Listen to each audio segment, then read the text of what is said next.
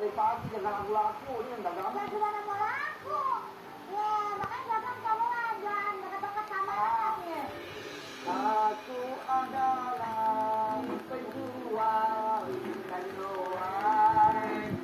Setiap hari jalan-jalan di pinggir jalan, membawa keranjang, membawa betul. Lalu kan? Bagus. Lagu ini bagus. Malu dia. Iya. Kamu di mana sih? Aku palingan nih. Nah, gitu dong. Nggak kelihatan jadinya. Jangan di sini deh kalau jualan. Ini namanya dagang mah bebas-bebas aja. Goreng.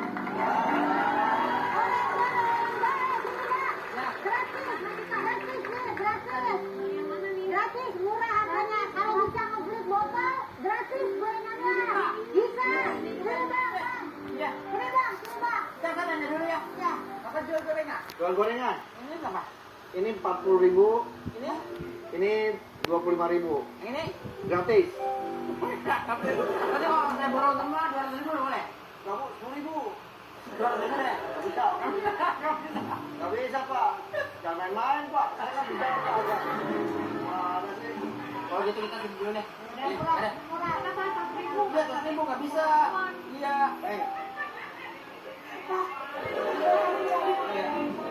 Neng katanya dilatih dulu. Iya. Kalau Neng mah saya kasih gratis. Mau itu untung ada bumbu kaldu sedap, rasanya beda. Halo rekan-rekan, halo sahabat dunia. Saya alhamdulillah udah bangun langsung buru-buru sholat tahajud. Alhamdulillah ya, bukannya aku mau sombong tapi memang untuk sholat tahajud sulit sekali bangunnya. Aduh luar biasa. Yang penting hasilnya doa pun dikabul jika kalian mengerti apa artinya sholat sunat dan sholat wajib. Ibadah terus sampai akhir hayat dunia akhirat. Terima kasih. Assalamualaikum. Selamat pagi. Kali aja gini. Wahai gambar. Bunda mati bicara. Terima kasih. Aku sudah diperlihatkan, aku dihargai, aku kertas dan kepulpen oleh manusia. Terima kasih manusia. Lihat, aku istirahat ya. Salam kebaikan.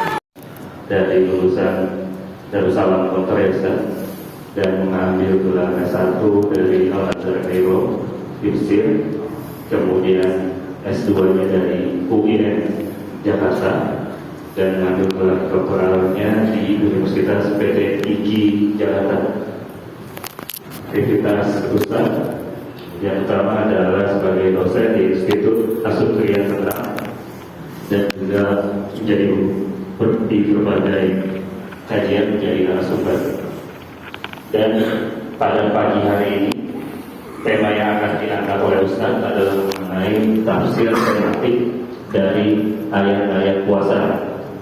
Nanti akan dijabarkan apa yang telah Allah sampaikan tentang puasa di dalam Al-Quran. Ini istimewa karena berbarengan dengan satu momen yang cukup bersejarah, khususnya bagi umat Islam, yaitu peristiwa Nuzulul Quran. Sebelum saya masuk materi, kita mau kenalan dulu dengan Al-Quran. Apa itu Al-Quran? Hai guys, mendengarkan ceramah menguatkan kesehatan mental, jiwa, raga, dan rohani. Membaca bahkan menghafalkan Quran yang ada di hadapan kita. Hadirin jemaah rahimahullah. Allah menurunkan Al-Quran itu dengan dua tahap. Dan di dalam Al-Quran Allah membedakan antara tahap yang pertama dengan tahap yang kedua. Allah bedakan untuk yang tahap pertama, Allah menggunakan kata anzala. Anzala yunzilu. Ini kita dapat temukan di surat Al-Qadar salah satunya. Inna anzalnahu fi lailatul qadar. Ayat ini, surat Al-Qadar ini memang identik dengan peristiwa malam Lailatul Qadar. Maupun secara umum. Nah, itulah maksud dari tafsir tematik. Ada tidak metode yang lain? Ada.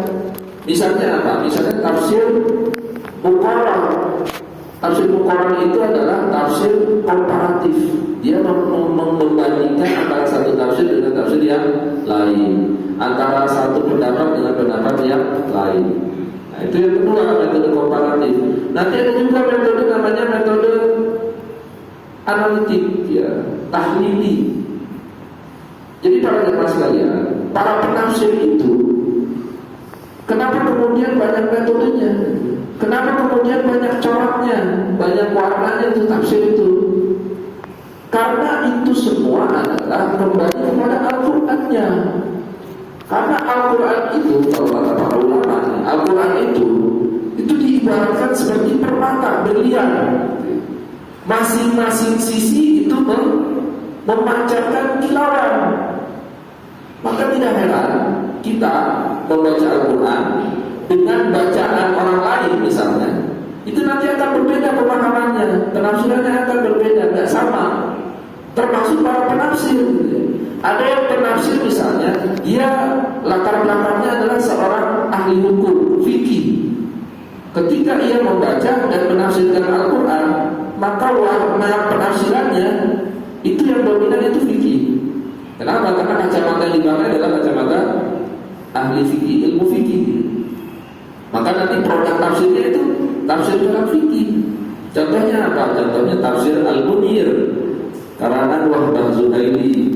Ada tafsir Al-Qurtubi. Tapi nanti ada lagi penafsir yang misalnya memahamkan ayat Al-Quran, menafsirkan ayat Al-Quran itu dengan warna sejarah. Contohnya siapa? Contohnya Ibnu Katsir, tafsir Ibnu Katsir. Kenapa? Karena pintu-pintu ketaatan bagi kita untuk lebih dekat kepada Allah Subhanahu wa Ta'ala. Jangan lupa zakat, bayar zakat. Allah juga masih tetap membuka kesempatan bagi kita untuk melakukan puasa-puasa sunnah. Di sana ada puasa Syawal misalnya, yang dekat dengan Ramadan itu kan puasa Syawal. Nabi Sallallahu Alaihi Wasallam kan pernah menjelaskan tentang keutamaan puasa Syawal. Man shoma Ramadan thumma atba'ahu sittan min Syawal kana kasyamin itu. Ternyata kan sejalan gitu. Puasa Ramadan 30 hari, tambah Syawal 6 hari, 36 hari. Nah, ini menunjukkan bahwa dalam Islam, dalam Al-Quran, yang namanya keilmuan, apapun itu, teori keilmuan, itu nanti akan selalu sejalan para jemaah. Teori-teori ilmiah apapun itu nanti akan sejalan dengan Al-Quran dan ajaran Islam. Nah, salah satu contohnya ada di puasa ini, bahwa puasa itu seperti kata Rasulullah SAW, subuh tasibhu, puasalah kalian, niscaya kalian akan sehat. Dan lagi-lagi kalau kita dengarkan misalnya orang-orang yang akan melakukan operasi itu kan dianjurkan untuk berpuasa. Kenapa? Karena faktor kesehatan. Dan puasa salah satu manfaatnya adalah kita bisa lebih sehat lagi. Dengan salah satunya dengan cara proses detoksinasi. Jadi yang pertama adalah taqarrub ila Allah, mendekatkan diri kepada Allah Subhanahu wa Ta'ala. Yang kedua adalah dengan qiyamul lail kita lebih banyak lagi yang namanya khauf dan roja. Di dalam Al-Quran Allah Subhanahu wa Ta'ala memberikan keterangan ada sebagian kecil dari umat Islam yang malam-malamnya dihabiskan untuk qiyamul lail. Tatajafa junubuhum 'anil madaji'i yad'una rabbahum khawfan wa tama'an wa mimma razaqnahum yunfiqun. Para jemaah Allah, kenapa di antara ayat-ayat rangkaian ayat-ayat puasa di surat Al-Baqarah itu terselip satu ayat tentang munajat, tentang doa. Ayatnya itu berbunyi, wa idza sa'alaka ibadi anni fa inni qarib ujibu da'watad da'i idza da'ani falyastajibu li wal yu'minu bi la'allahum yarshudun. Kenapa terselip ayat tersebut? Jawabannya adalah karena inilah keutamaan bulan Ramadan. Doa-doa yang kita panjatkan, munajat-munajat yang kita selalu bacakan setiap malam di bulan Ramadan itu, kesempatan persentase dikabulkannya Allah itu bisa. Maka jangan sia-siakan kesempatan ini. Mari kita maksimalkan doa-doa dan munajat-munajat kita. Apapun itu munajat kita, hajat kita, apapun kita berdoa di malam-malam bulan Ramadan. Apalagi nanti di malam-malam ganjil di akhir 10 terakhir bulan Ramadan. Itu Allah memberikan kesempatan pintu yang sangat lebar untuk kemudian kita bermunajat di dalamnya. Di dalam hadis qudsi Allah berfirman, kalau kita datang mendekat kepada Allah itu berjalan, Allah akan datangi kita berlari. Kalau kita mendekatnya 1,5 meter gitu misalnya, Allah akan mendekati kepada kita itu 1 meter.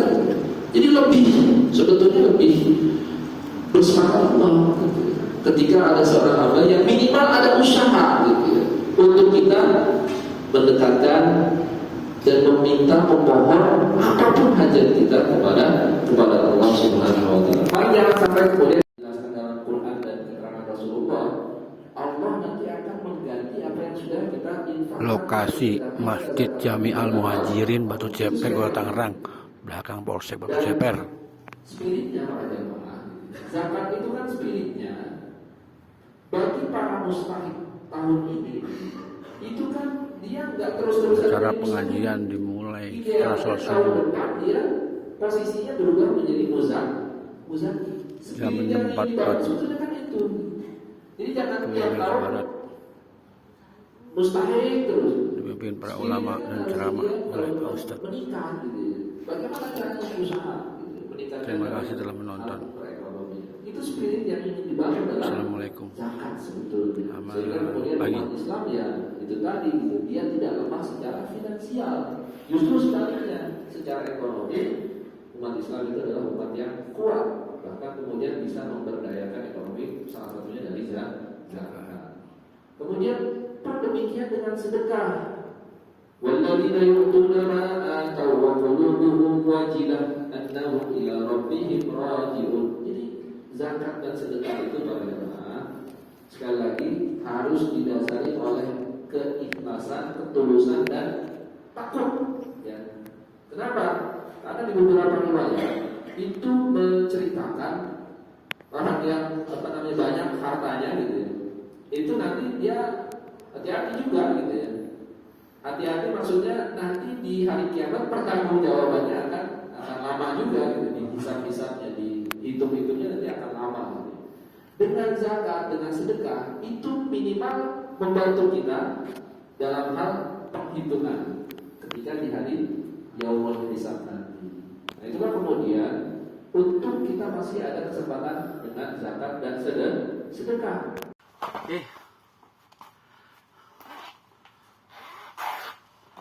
Saya ingin membaca puisi tentang karya yang berjudul Memuja Tuhan Allah. Bentar dulu, kacamata.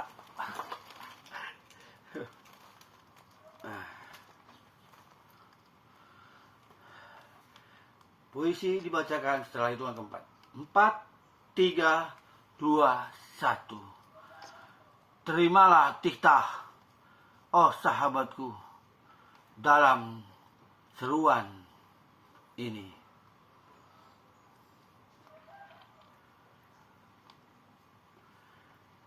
Sujud syukur kuucapkan alhamdulillah kepada Tuhan Allah.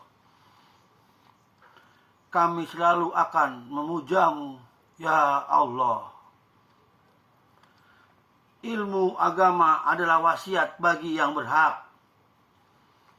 Jauhkanlah kami dari ajab dunia hingga akhirat dengan nyanyian jiwa dan mental. Sahabatku, ku berkata, marilah kita taat kepada Tuhan Allah.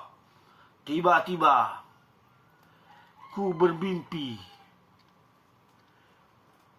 jauh dari ajab ilahi. Dalam hal keyakinan segala makhluk yang bersimpuh tunduk bersyukur kepada yang punya harapan. Aku, kalian itu bertujuan membahas bahwasanya pelajaran yang diberikan sangatlah berharga. Kejarlah anugerahmu atas namanya yang mendampinginya sahabatnya Eko Indrianto. Kami satu beri pelajaran yang bersyariat terdalam. Inilah tujuan ke arah kebijakan dariku untukmu, ya Allah. Allah Maha Bijaksana. Terima kasih. Selamat pagi.